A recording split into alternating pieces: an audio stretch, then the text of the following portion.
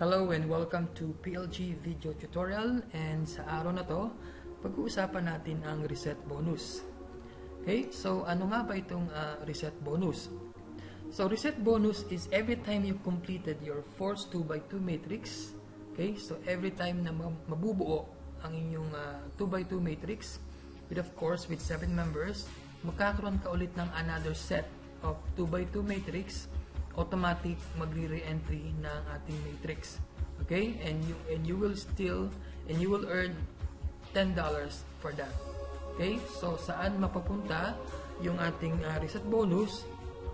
Doon po yan sa ating sponsor. And also you will learn how Spillander works and what will happen if your direct referral number 1 gets cycled or completed its force 2x2 matrix before you get cycled.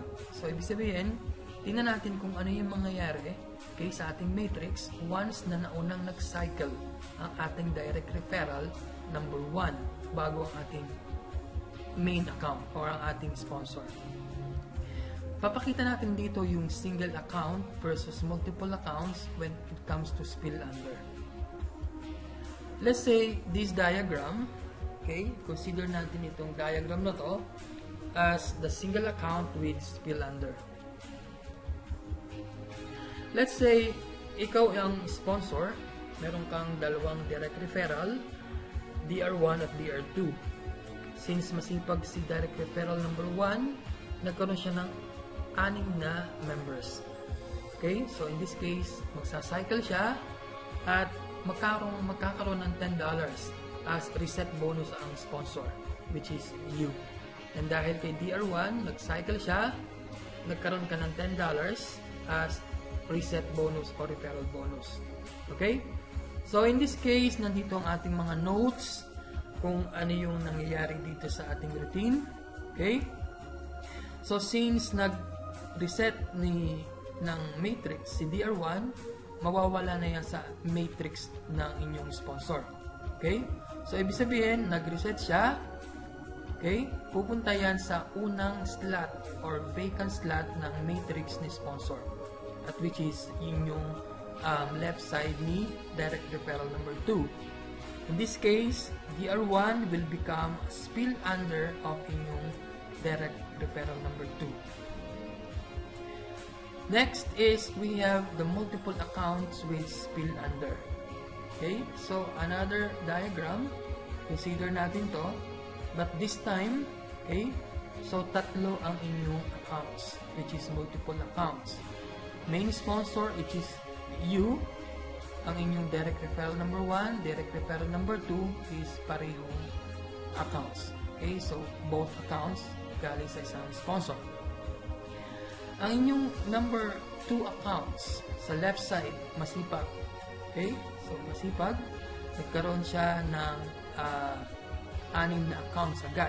So, masipag si Tom, masipag si Kyla, nagkaroon siya ng 2 accounts. Nabuo agad ang kanyang matrix. Okay, so pagkakataong to, magkakaroon ng $10 as reset bonus ang inyong main account.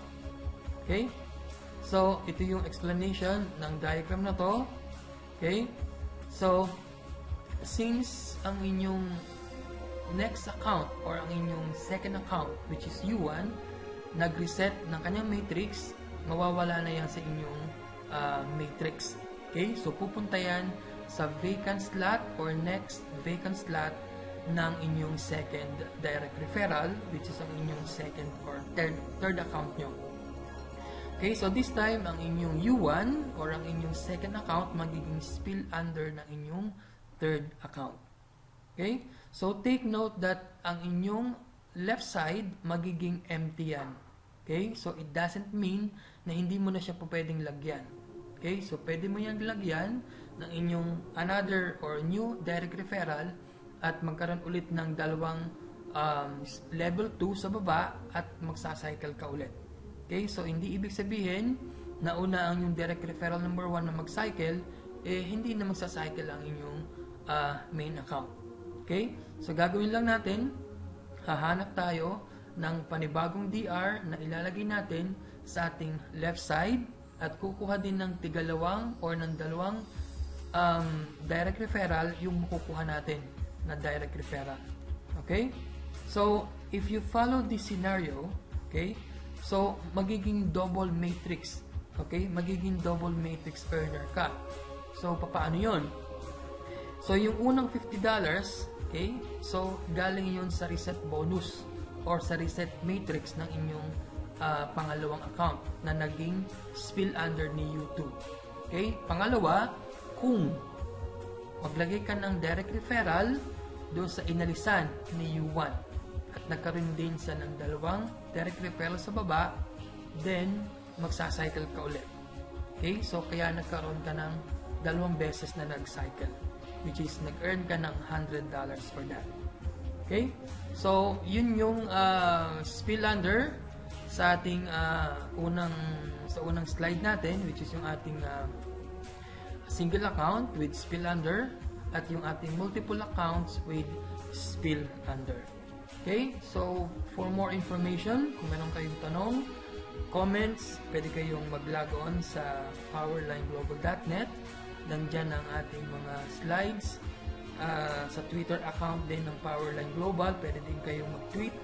And meron din tayo dito na Facebook group page sa Powerline Global. Okay? So, ito yung ating mga information kung meron kayong tanong. Or you can also send us PM sa Facebook. That's all. Have a good day. Bye.